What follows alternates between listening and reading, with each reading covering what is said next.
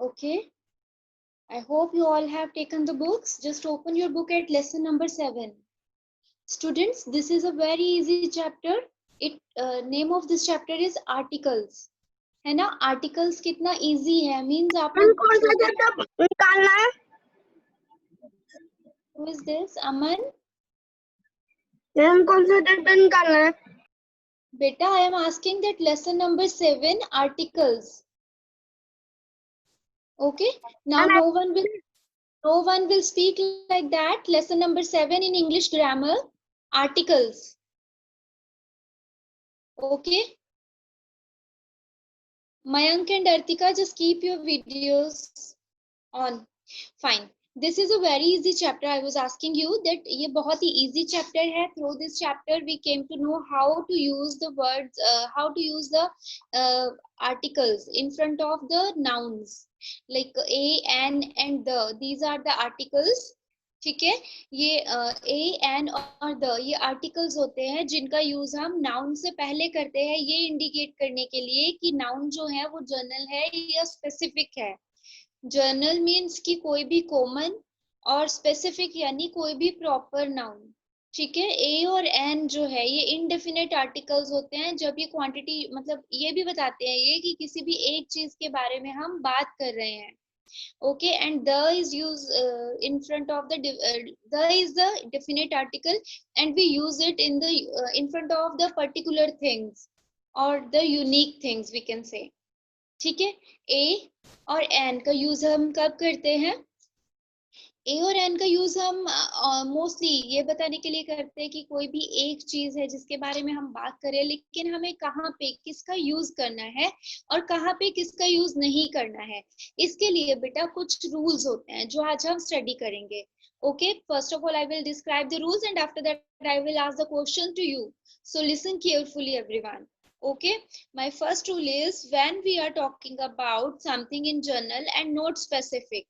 कभी कभी हम किसी ऐसी चीज के बारे में बात करते हैं जो कि एक जनरल चीज होती है, किसी एक स्पेसिफिक चीज के बारे में, पर्टिकुलर चीज के बारे में हम बात नहीं कर रहे होते हैं. तो जब भी जनरल चीज के बारे में बात कर रहे होते हैं तो हम ए या एन का यूज करते हैं.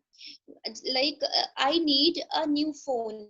अब न्यू फोन, यहाँ पे मैंने ये तो नहीं बताया ना कि मैं फोन कौन सा वाला लेने वाली हूँ. तो ऐसे ही, इसीलिए ये एक जर्नल वे था बात करने का कि मैं एक फोन लेने वाली हूँ. तो I need a new phone, मुझे एक नया फोन चाहिए. ठीक है. After that I need an umbrella. अब यहाँ पे भी ये पर्टिकुलर उसका कलर या कुछ भी नहीं बताया गया कि कौन सा अम्ब्रेला चाहिए. हमें बस अम्ब्रेला की जरूरत है क्योंकि बाहर बारिश आ रही है. तो यहाँ पे हमने जर्नल वे में एक फोन और एक अम्ब्रेला का एग्जाम्पल देखा जहाँ पे हमने उसके सामने ए और एन का यूज किया. अब आपको ये तो मालूम है ना कि ए जो है वो कॉन्सोनेंट्स के आगे लगता है, लेकिन जब एन का यूज कहाँ करना होता है हमें, जो वर्ड्स भी वोवल से स्टार्ट होते हैं या वोवल साउंड देते हैं उनके सामने हमें एन यूज करना होता है. Okay. Finally, let's go to the second point. When we are talking about something which is new, जब हम किसी चीज के बारे में बात कर रहे हैं जो एक नई चीज है ना, and are introducing it for the first time to the listener, और जिस भी चीज के बारे में बात कर रहे हैं तो जो लिसनर है यानी जो सुन रहा है, तो पहली बार हमने उसका यूज किया उस बात का. Like I have a cycle, I have a bicycle. जैसे मेरे पास एक बाइसिकल है ना. तो अब ये वाली बात में तो मैंने ए यूज किया कि मेरे पास एक बाइसिकल है, लेकिन बेटा जस्ट म्यूट योर माइक्स.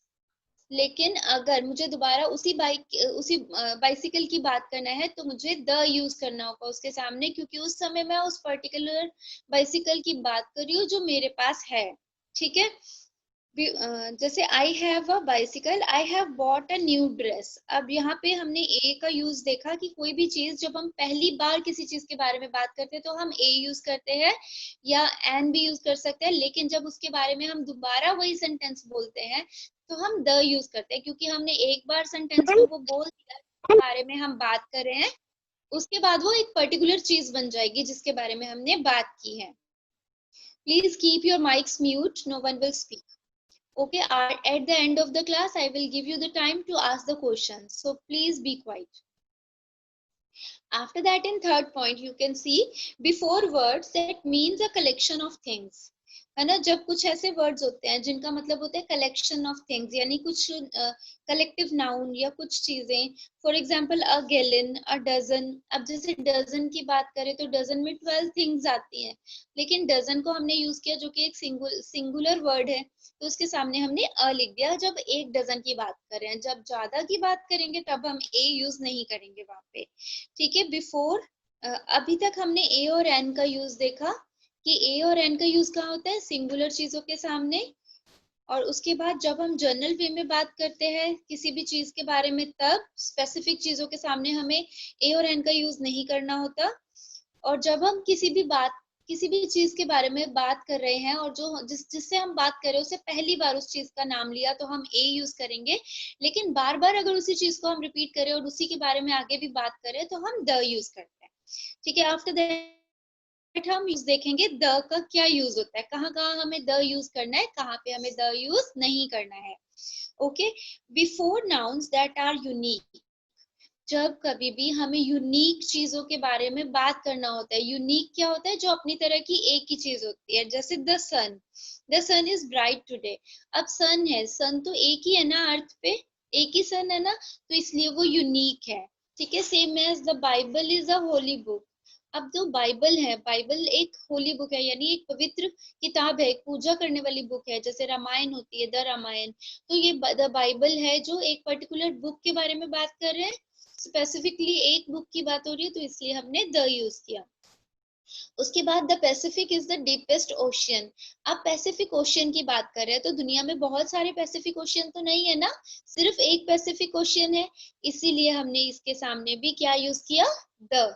तो क्या सीखा हमने फर्स्ट रूल में द के, कि जब कभी भी हम किसी स्पेसिफिक चीज के बारे में बात कर रहे होते हैं जो यूनिक होती है, तब हम द का यूज करते हैं, ठीक है। when we talking about something that is known to the listener, for example, जैसे देखिए कभी कभी हम किसी से बात कर रहे हैं। अभी मैंने आपको एक एग्जांपल दिया था कि मैंने बोला आई हैव अ बाइसिकल, ठीक है।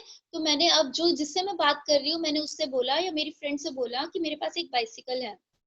उसके बाद जब दोबारा उसी बाइसिकल की मुझे बात करनी है तो हम द यूज करेंगे। The bicycle is of red colour, है ना। It is a very it has many good technologies, है ना। कुछ भी जब हम बाइक उसके बारे में बार बार बात करेंगे, एक ही चीज के बारे में बात करें, जैसे एक ड्रेस का एग्जांपल दिया था, I bought a new dress, तो यहाँ पे अ न्यू ड्रेस आया, लेकिन the dress doesn't fits me, वो ड्रेस मुझे फिट नहीं आई। तो इट मीन्स मैंने उसी ड्रेस की बात किया तो द यूज किया ना। इट मीन्स जब हम एक ही चीज के बारे में बार बार बात करेंगे तो हम द यूज करेंगे, क्योंकि उस समय वो स्पेसिफिक हो जाती है। लेकिन जब पहली बार बात करेंगे तो हम ए या एन का यूज करेंगे। Fine. After that in third point you can see to refer to a time period. जब हमें कोई टाइम पीरियड डिनोट करना होता है, किसी टाइम पीरियड के बारे में बताना होता है, like this song was popular in 1990s। तो ये वाला जो सॉन्ग है ये पॉपुलर था कब था, 1990s में, यानी 1990 वाला जो टाइम था उस समय ये जो सॉन्ग है ये बहुत पॉपुलर था। तो यहाँ पे एक पर्टिकुलर टाइम की बात करें ना, 90s में ये अच्छा था song. In the past we did not have electricity. पुराने टाइम में, हमारे पास्ट में इलेक्ट्रिसिटी नहीं होती थी किसी के भी घर में, है ना। तो हम क्या करते थे, कैंडल्स जलाते थे या फिर लालटेन जलाते थे, है ना। तो यहाँ पे क्या बात की गई कि हम पास्ट की बात करें जो हमसे रिलेटेड है, इसलिए हमने द यूज किया वहां पे जब हमने टाइम पीरियड को डिनोट किया। आफ्टर दैट कभी कभी हम रिवर्स की बात करते हैं, ओशियंस की बात करते हैं, सी, माउंटेन रेंजेस या कंट्रीज की बात करते हैं विद प्लूरल नेम्स और those that contain the word Republic, kingdoms और स्टेट्स। या तो जब हम बात करते कोई प्लूरल नाउन नेम हो कोई, या फिर जैसे रिपब्लिक ऑफ इंडिया, है ना, द किंगडम, और the United states of America. तो जैसे स्टेट्स है, किंगडम है या रिपब्लिक है, तो ये सारे वर्ड जब हम यूज करते हैं तो उनके सामने हमें द का यूज करना होता है, ठीक है। Like the Nile, the Indian Ocean, the Arabian Sea, the Alps, the Netherlands, the United Kingdom, ठीक है। तो इस तरह से जब भी हमें किसी भी रिवर, ओशियन, सी, माउंटेन एक्सेट्रा की बात करनी होती है, या फिर कोई भी ऐसी कंट्री का नाम लेना होता है जो प्लूरल में हो या जिसके नाम में रिपब्लिक, किंगडम या स्टेट्स आ रहा हो, तो हम उसके सामने द यूज करते हैं। Clear? After that omission of the articles. Omission of the articles क्या है, मतलब कहाँ पे हमें आर्टिकल्स का यूज नहीं करना है ना, कहाँ पे ओमिशन है, ओमिशन मतलब यूज नहीं करना है। वी डू नॉट से एनी आर्टिकल्स, हम नहीं, हम द का ए एन और द का यूज नहीं करते, द का यूज नहीं करते किसी भी आर्टिकल के सामने, जैसे with names of people, states, countries और माउंटेन। जैसे कोई भी लोगों का नाम हो, स्टेट्स का नाम हो, कंट्रीज का नाम हो या माउंटेन्स का नाम हो, तो हमें द यूज नहीं करना। जैसे द माउंटेनियर्स कॉन्क्यूर्ड माउंट एवरेस्ट, तो यहाँ पे द माउंट एवरेस्ट नहीं होगा। ठीक है, ही स्टेज इन पेरिस, तो इन द पेरिस नहीं होगा, इन पेरिस हो जाएगा। ठीक है, with plural and uncountable nouns when they don't refer to any specific thing। Plural और अनकाउंटेबल नाउन जब वो किसी एक स्पेसिफिक चीज के बारे में नहीं बता रहे होते, तो हमें द का यूज नहीं करना। जैसे I had bread and butter for breakfast, मेरे पास ब्रेड और बटर है ब्रेकफास्ट के लिए, तो यहाँ पे हम द ब्रेड और द बटर नहीं यूज करेंगे। ही राइट्स नॉवेल्स, तो वो नॉवेल्स लिखता है, तो यहाँ पे भी हमें आर्टिकल का यूज नहीं करना। She likes chocolates, she likes the chocolates नहीं आएगा, द तब आएगा जब आप कहोगे she likes the dairy milk, है ना, या शी लाइक्स द कुछ 5 स्टार, तो उस समय जब आप पर्टिकुलर नाम लोगे तभी द का यूज करना, अदरवाइज नहीं करना है।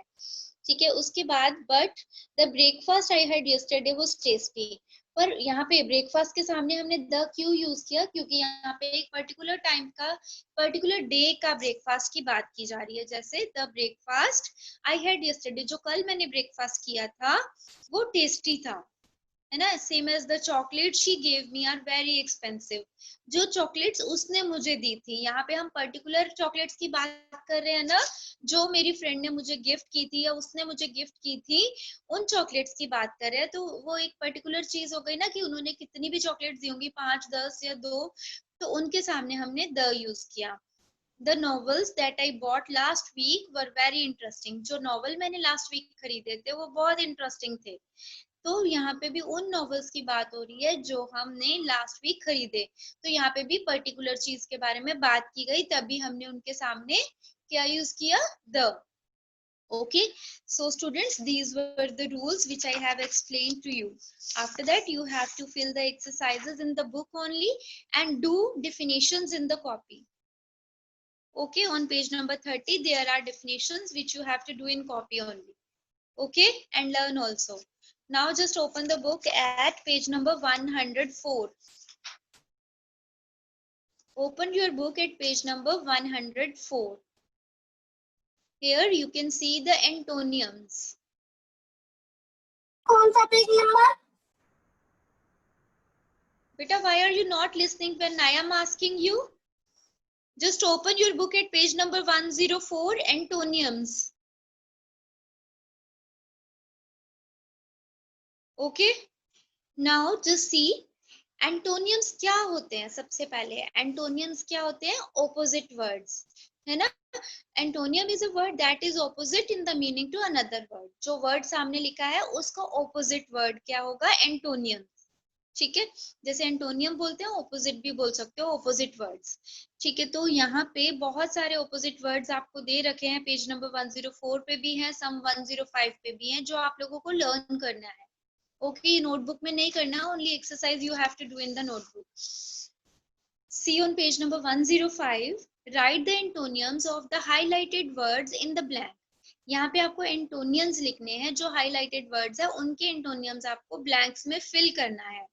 ठीक है, जैसे देखो, the maths problem was very simple to solve.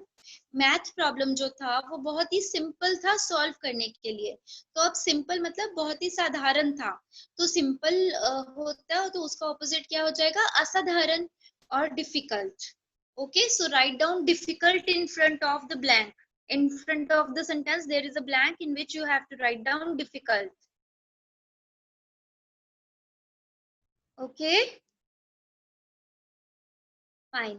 In second sentence, you can see the class was very noisy at lunch. Lunch break में जो क्लास थी वो बहुत नॉइजी थी, शोर हो रहा था बहुत ज्यादा. तो नॉइजी का ऑपोजिट क्या होगा? शोर होना का मतलब एकदम खामोश होना, एकदम चुप होना. तो what will be the opposite of noisy? That is quite. QUIET. Quite means एकदम शांत थी क्लास. जब वो लोग लंच कर रहे थे, सभी स्टूडेंट्स लंच कर रहे थे, तो they were quiet. QUIET. Okay. After that, in third sentence, I was scared on seeing the large spider. मैंने जब बड़ा सा स्पाइडर देखा तो मैं डर गई. Scared होता है कि डर लग गया मुझे. तो scared का ऑपोजिट क्या होगा? calm. CALM. मीन्स मैं उसको देखकर डरी नहीं, मैं एकदम शांत रही, काम रही, जैसे कुछ हुआ ही नहीं. Okay. CALM. After that, in fourth sentence, the dog is not friendly. ये dog जो है ये friendly नहीं है, एकदम काटने के लिए दौड़ता है, ये बिल्कुल दोस्ती नहीं करता. तो friendly का opposite होता है hostile. HOSTILE. HOSTILE. Hostile.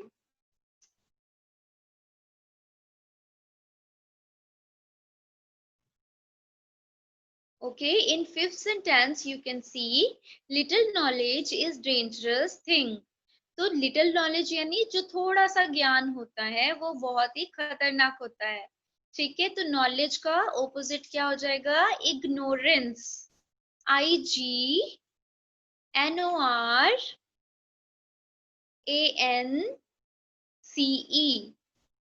IGNORANCE. Ignorance. Okay. After that, in sixth sentence, you can see she has got a permanent position at the school. उसको स्कूल में एक परमानेंट पोजीशन मिली. परमानेंट होता है कि पक्की जगह मिल गई उसको. तो परमानेंट का ऑपोजिट क्या होगा? टेम्परेरी. जो जो चीजें थोड़ी देर के लिए होती हैं, ओके, टेम्परेरी थिंग्स कहते हैं. TEMPORARY. TEMPORARY. Temporary. Okay. After that, in seventh sentence, combine milk and eggs first. सबसे पहले मिल्क और एग्स को मिलाओ. कंबाइन करो यानी मिलाओ. तो कंबाइन का ऑपोजिट क्या होगा? अलग अलग करो मीन्स सेपरेट करो. SEPARATE. SEPARATE. Okay, separate. After that, in eighth sentence में देखिए, this is a blunt knife. है ना, जैसे शार्प होता है चाकू तो उसका उल्टा हो जाएगा ब्लंट. ब्लंट का मतलब होता है कि वो शार्प नहीं है, वो खराब हो गया चाकू, है ना. तो इसलिए अभी ब्लंट लिखा है तो उसका ऑपोजिट क्या हो जाएगा? शार्प. तो लिखिए SHARP. Sharp. Artika, why are you not filling the book?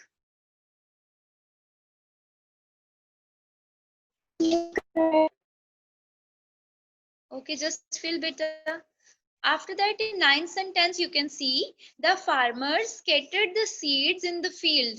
जो फार्मर होते हैं यानी किसान ने अपने खेत में वो जो बीज थे, सीड्स थे जो, वो फैला दिए. स्कैटर होता है फैलाना. अब स्कैटर का ऑपोजिट क्या होगा? फैलाना का क्या होता है? इकट्ठा करो, कलेक्ट. ठीक है. COLLECTED.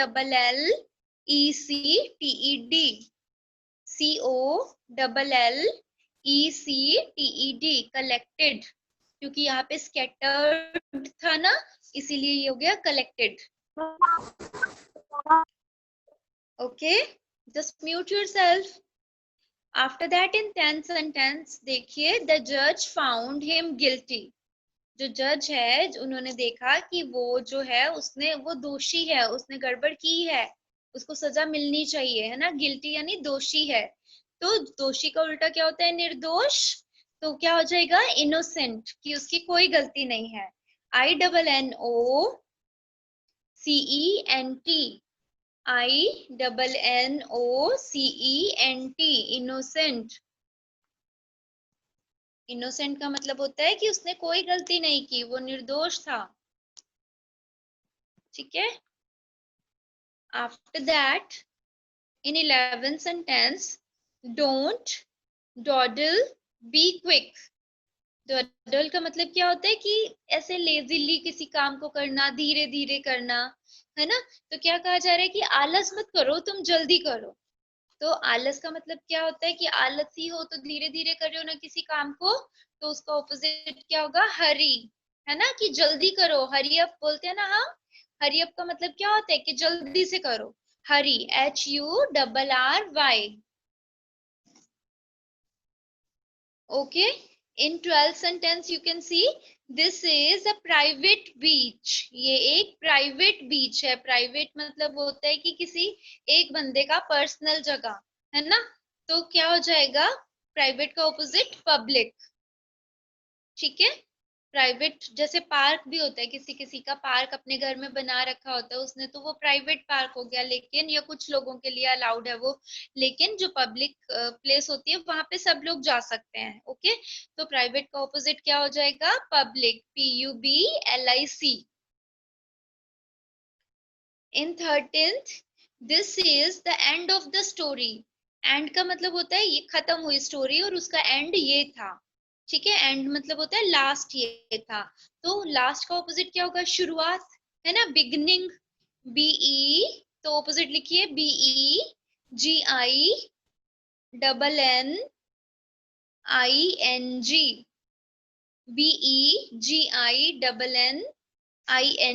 Beginning. Okay. After that in 14th sentence, BEGINNING, beginning. Okay. After that in next sentence, my father is a generous man। Generous का मतलब होता है कि kind है ना। kind मतलब दयालु है, सबको हेल्प करे हैं, तो उसका ऑपोजिट क्या हो जाएगा, mean, MEAN। mean होता है मतलबी। ठीक है। mean, MEAN, mean। Okay, and in the last sentence see, Garima is always punctual। Punctual का होता है जो लोग काम पे सॉरी, जो काम सारे अपने टाइम पे करते हैं, दैट आर पंक्चुअल। तो पंक्चुअल का मतलब होता है कि समय पे काम करने वाला, और जो समय पे नहीं करता वो लेट होता है ना, पंक्चुअल नहीं है तो वो लेट है। तो पंक्चुअल का ऑपोजिट क्या हो गया, late, LATE, late. Okay. So again I am repeating, just recheck. First one is difficult, after that quiet, after that calm, hostile, ignorance, temporary, separate, sharp, collected, innocent, hurry, public, beginning, mean, late. Okay. So this was the chapter related to the opposites and antonyms. Okay, in copy you have to do the definition and first 10 sentences you have to do in copy. You have to write down the sentence, after that the answer.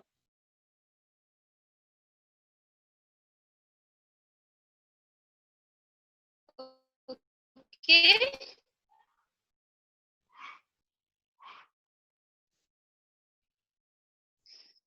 Fine. Now it is the time that you can see the things which I have explained. Just see carefully. First of all, see the antonium chapter. उसमें बहुत सारे words है, एक बार जल्दी से देखिए। अगर आपको किसी का भी मीनिंग नहीं आता तो मैं आपको हेल्प कर सकती हूँ, जो हमने अभी एक्सरसाइज किया, या फिर जो और वर्ड्स लिखे हैं, देखिए जल्दी से।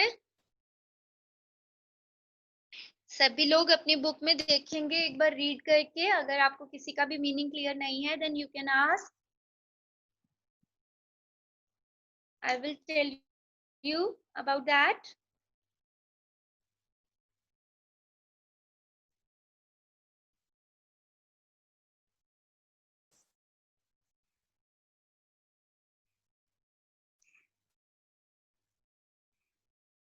Just read them carefully.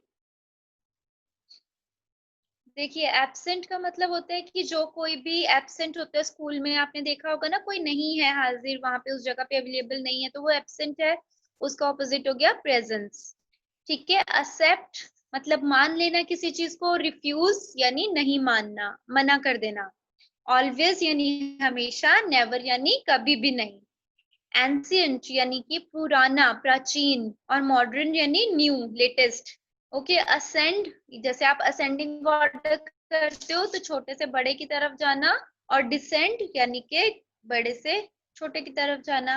Attractive किसी चीज की तरफ आकर्षित होना, और रिपल्सिव यानी मतलब इग्नोर करे, कोई भी उसकी तरफ देखे भी नहीं।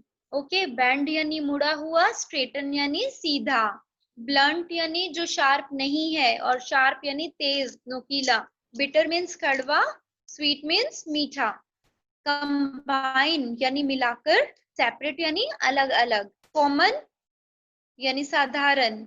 रेयर यानी कि जो कभी कभार मिले, जैसे डायमंड इज रेयर, है ना, we can see the diamond rarely. ऐसा नहीं है कि हर किसी के घर में मिल जाए। ठीक है। क्रूअल यानी कि जो लोग काइंड नहीं होते वो क्रूअल होते, जो बुरे लोग अत्याचार करते जो, और काइंड मतलब दयालु, है ना, निर्दयी और दयालु। डेंजर यानी खतरा, सेफ्टी यानी सुरक्षित जगह, सुरक्षा। डिक्रीज यानी किसी चीज का कम होना, और इंक्रीज यानी बढ़ना। ओके। डिमांड यानी कि किसी की जरूरत होना, और सप्लाई उस जरूरत को पूरा करना। ठीक है। डिस्पेयर यानी कि निराश हो जाना। होप यानी किसी चीज के लिए उम्मीद करना, है ना। डिसीज्ड यानी बीमारी। हेल्दी यानी एकदम ठीक ठाक। डिसमल यानी के उदास, और चीयरफुल हैप्पी, है ना। डस्क इवनिंग, डॉन सुबह, मॉर्निंग। एब किसी चीज का रुका हुआ होना, फ्लो बहना। एंट्रेंस किसी चीज में अंदर जाना, और एग्जिट बाहर निकलना। फेल यानी कि फेल होना। सक्सीड यानी कि सफलता मिलना। फेल यानी असफल होना कह सकते हैं हम। फेमस यानी कोई जैसे बहुत फेमस है, पब्लिसिटी मिलना किसी को। और अननोन यानी कोई जानता भी ना हो किसी को। फैट यानी मोटा, थिन मीन्स पतला। फाइंड किसी चीज का मिलना, लॉस होना। फर्स्ट पहला, लास्ट बाद वाला, आखिरी। फ्रीडम आजादी, कैप्टिविटी बंदिश। फोल्ड मुड़ा हुआ, अनफोल्ड खुला हुआ। फ्रीक्वेंट बार बार, सेल्डम कभी कभी। फॉरगेट भूल जाना। रिमेम्बर याद रखना। फ्रेश फ्रेश यानी ताजा, स्टेल यानी बासी। जेनरस मतलब काइंड, और मीन मतलब मतलबी। जेंटल यानी कि अच्छा। रफ जो अच्छा ना हो, है ना, रफ सरफेस। गैदर इकट्ठा करना, डिस्ट्रीब्यूट बांटना। ग्लैड हैप्पीनेस ही होता है। सॉरी यानी दुख। ग्लूमी उदासी, चेयरफुल भी खुश। ग्रांटेड किसी चीज को स्वीकार कर लेना। रिफ्यूज्ड अस्वीकार करना। गेस्ट यानी जो हमारे घर मेहमान आते हैं, गेस्ट। और होस्ट यानी आप उस घर में हो और आप उनको होस्ट कर रहे हो। ठीक है। या फिर जैसे कोई प्रोग्राम होता है उसको कोई होस्ट करता है, राइट। उसके बाद गिल्टी यानी दोषी, इनोसेंट यानी निर्दोष। हैस्टन यानी कि जल्दी से किसी चीज को करना, और डॉल्डल यानी धीरे धीरे करना। इंफीरियर और सुपीरियर, सुपीरियर होता है अच्छा, इंफीरियर होता है जो अच्छा ना हो। ज्वाइन किसी चीज को ज्वाइन करना, और सेपरेट अलग अलग करना। मिला देना और अलग अलग करना। नॉलेज यानी कि ज्ञान। इग्नोरेंस यानी अज्ञान। Yes Kavya, just mute yourself, wait a minute, I will give you the time. Loud यानी जोर से, सॉफ्ट यानी धीरे। पीस शांति, वॉर यानी युद्ध। प्लेंटीफुल ढेर सारा, स्केर्स मीन्स कमी किसी चीज की। पावरफुल यानी ताकतवर, वीक यानी कमजोर। ओके। पोलाइट यानी कि नम्र, और रूड यानी क्रूर। स्कैटर फैलाना, कलेक्ट इकट्ठा करना, सिंपल साधारण, कॉम्प्लिकेटेड असाधारण, स्लिम पतला, स्टाउट मीन्स मोटा, स्ट्रेट सीधा, क्रोक्ड मीन्स टेढ़ा मेढ़ा, सक्सेस सफलता, फेलियर यानी कि हारना किसी चीज में, ट्रांसपेरेंट ऐसी चीज होती है जिसके आर पार देखा जा सके, और ओपेक जिसमें नहीं देखा जाए, है ना। ट्रुथ सच, लाई मीन्स झूठ, वेकेंट खाली, ऑक्यूपाइड भरा हुआ, विक्ट्री जीत, डिफीट हार, वर्च्यू और वाइस, है ना। इसी तरह वैक्स और वेन, विजडम और फॉली, यस्टरडे और टुमारो, ये सारे वर्ड्स हैं जो ऑपोजिट हैं एक दूसरे के। तो बेटा इसी तरीके से आपको ये सारे वर्ड जो हैं वो याद करने हैं। I will listen in the next class. Okay, now it's your time. You can ask the question if you are unable to understand anything. One by one, you have to raise your hand. I will not listen without raising the hand. Okay? अगर आपको कुछ भी समझ में नहीं आया articles में या इस चैप्टर में, तो आप लोग हैंड रेज कर सकते हो, so that I can reply your questions और queries. जो भी समझ में नहीं आया, जो भी रूल समझ में नहीं आया, you can ask about that.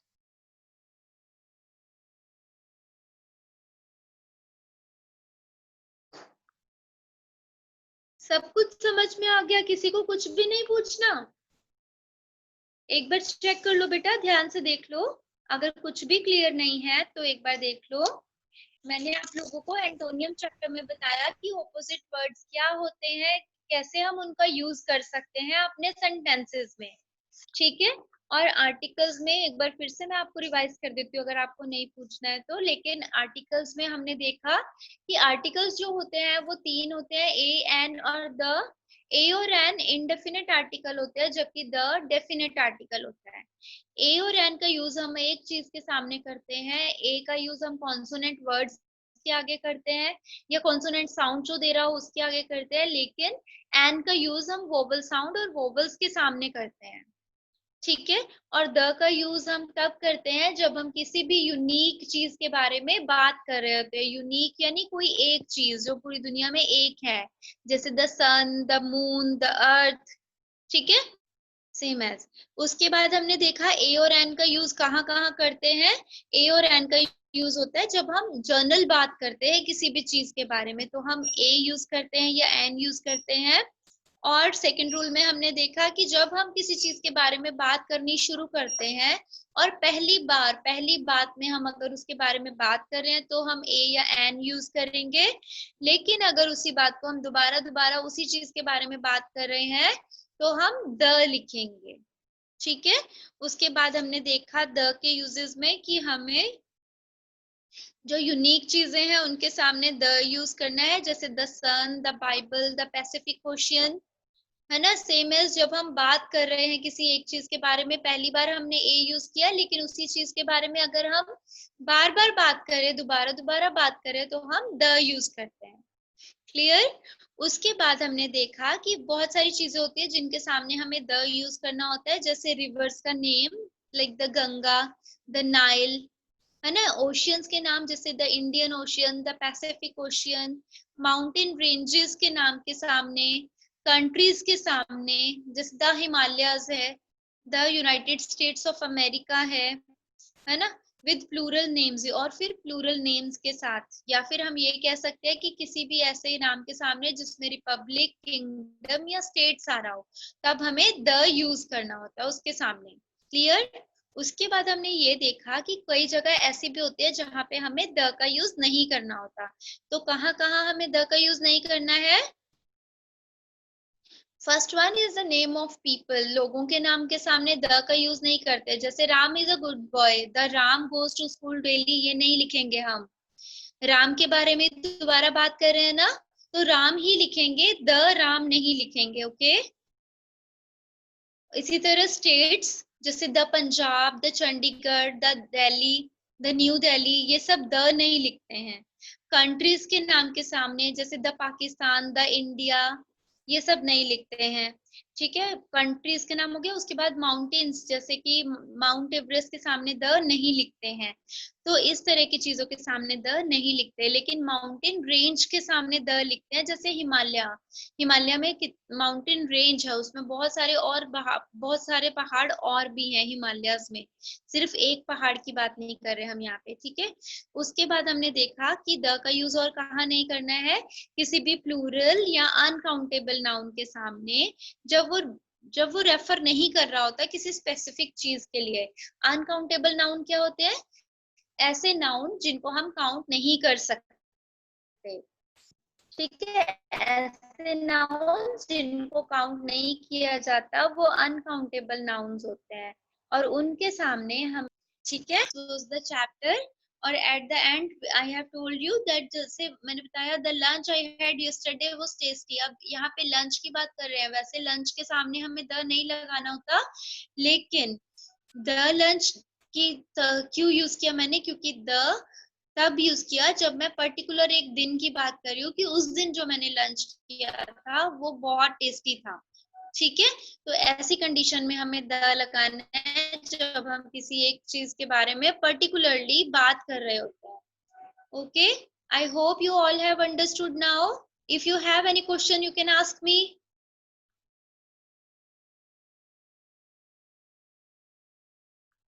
अगर कोई भी क्वेश्चन,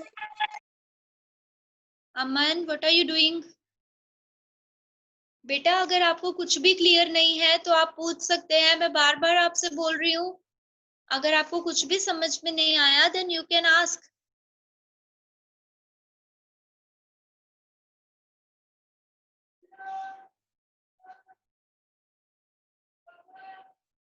ओके अमन, आप मुझे बताइए एंटोनियम्स क्या होते हैं?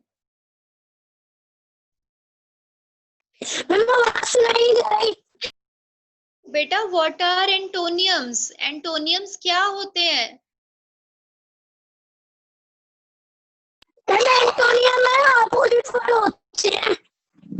ओके, आप थोड़ा सा आराम से बोला करो, आप शाउट करते हो, ठीक है, आराम से बात किया करो। ओके ठीक है। मानवी, ओके मानवी, आप मुझे बताइए इनडेफिनिट आर्टिकल्स कौन कौन से हैं? मैम जिसमें दाके यूज नहीं होता। बेटा आर्टिकल्स कौन कौन से हैं? ए और एन। कौन से हैं इंडेफिनिट आर्टिकल्स? ए और एन। Very good. ओके काव्य, आप मुझे बताइए डेफिनिट आर्टिकल का यूज हम कहाँ करते हैं, कोई एक एग्जांपल दो।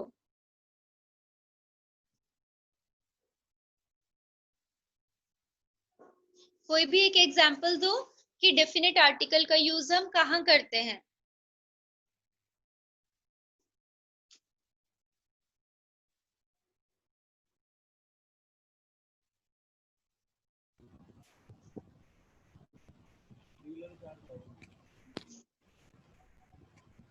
जल्दी से बताइए।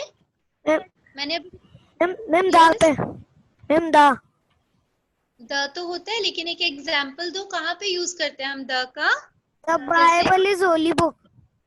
Yes, the Bible, the Nile, the the Himalayas, है ना, the United States of America, the United Kingdom, ठीक है, इन सब के सामने हम